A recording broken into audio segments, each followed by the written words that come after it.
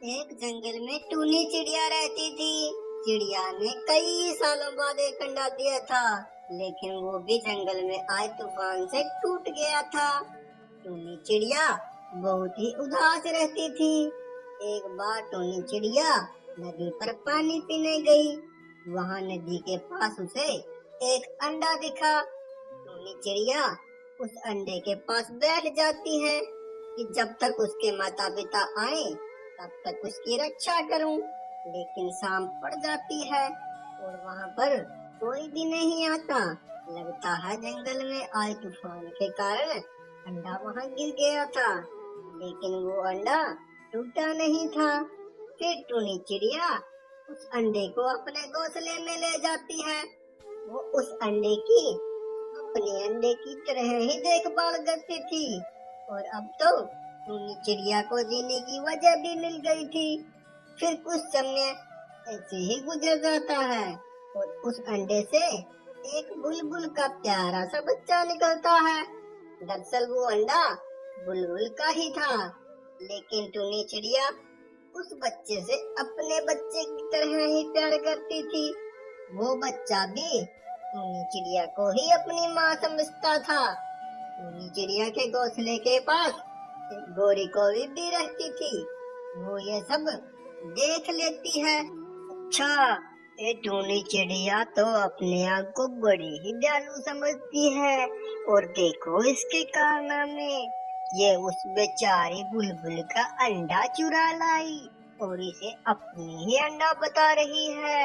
मैं अभी जाकर बुलबुल बहन को सब बताती हूँ। न कहकर गोरी कोवी बुलबुल के पास जाती है और उसे सारी सच्चाई बता देती है। फिर बुलबुल और गोरी कोवी टूनी चिड़िया के पास आती है। ये टूनी चिड़िया तो पक्की ही चोर है। बुलबुल बहन, इसने तुम्हारा अंडा चुराया है। मैं सोचूं कि इसके अंडे से बच्चा क्यों नहीं निकल रहा।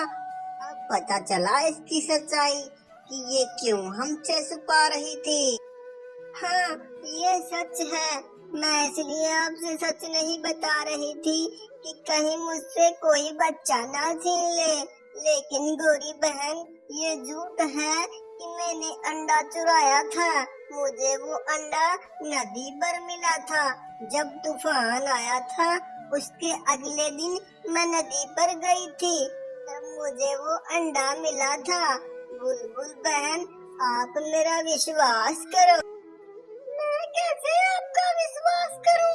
अगर तुम सच्ची होती तो तुम ये बात हमें बताती और तुम ये भी पता लगाने की कोशिश करती कि इस बच्चे की असल माँ कहाँ पर है।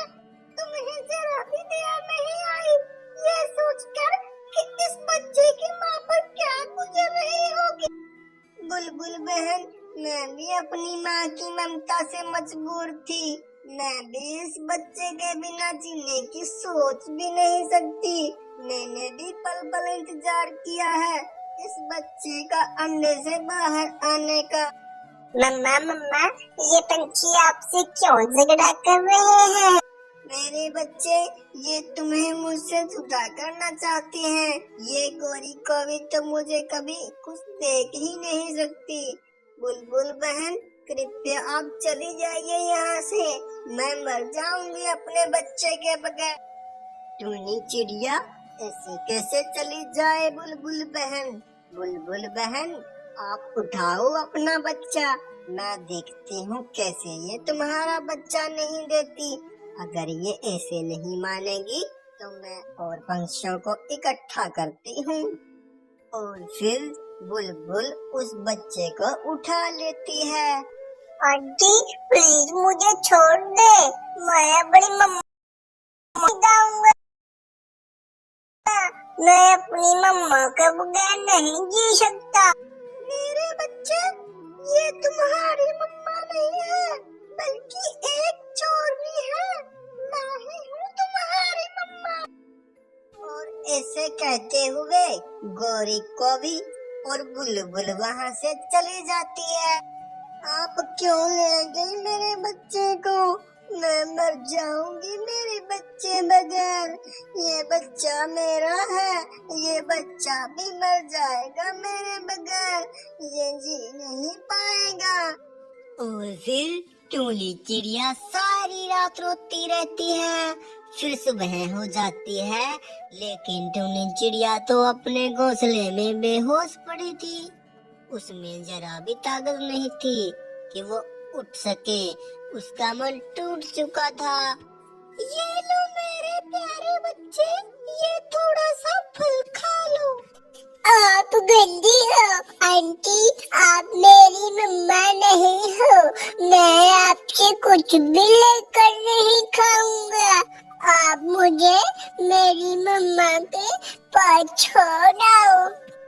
बुलबुल बहुत समझाती है उस बच्चे को, लेकिन वो बच्चा ना ही कुछ खा रहा था और ना ही कुछ पी रहा था और कुछ भी समझने को तैयार नहीं था। मेरे प्यारे बेटे, तुम मेरे ही बच्चे हो और मैं तुम्हारी मम्मा हूँ। ये तब की बात है जब तुम इस दुनिया में आए नहीं थे। इस जंगल में एक बहुत तेज तूफान आया था और मेरा अंडा नदी में गिर गया था। मैंने बहुत खोजा, लेकिन मुझे अंडा नहीं मिला। तुम उसी अंडे में से